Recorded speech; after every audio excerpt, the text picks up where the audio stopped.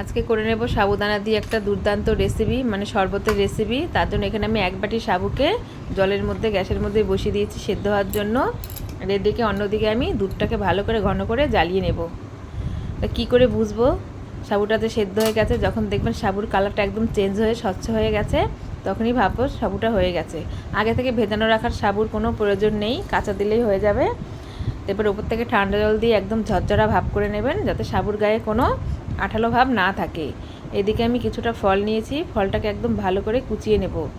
আমি যেই ফল নিয়েছি এটাই যে নিতে হবে কোনো কথা নেই, আপনাদের হাতের কাছে যে কোনো ফল থাকে আপনারা অবশ্যই ব্যবহার করতে পারেন। আমি আমার পছন্দের মতো কয়েকটা ফল নিয়ে নিয়েছি, তরমুজ, কলা, আর নিয়েছি আঙুর ফল, আর নিয়েছি বেদানা।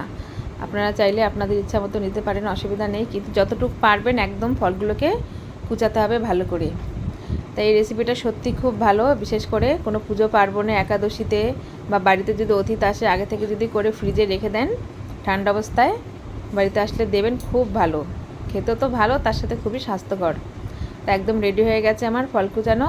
তো এইদিকে আমি কিছুটা নিয়েছি কাজু বাদাম, কাজু বাদামটাকেও কিন্তু আমি সুন্দর করে কুচিয়ে নেব। আপনারা চাইলে যে কোনো ড্রাই ফ্রুট আপনাদের ইচ্ছা মতো দিতে পারেন, অসুবিধা নেই।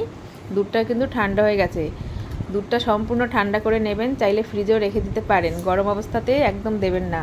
আন্দাজের মতো দিয়েছি চিনি, যে যেরকম মিষ্টি খাবেন ওরম আন্দাজে চিনি দেবেন, তবে চিনিটা একটু বুঝে শুনে দেবেন, ফল তো মিষ্টি, এর জন্য আন্দাজ করে দিলেই ভালো।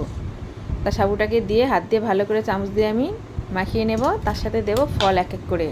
তো ফলটাকে দিয়েছি, এবার উপর থেকে দিয়ে নেব সেই যে কাজু কুচিয়ে রেখেছিলাম, কাজু, এখানে চাইলে কিশমিশও অ্যাড করতে পারেন। একদম সুন্দর একটা রেসিপি, মানে শরবতের রেসিপি হয়ে গেছে।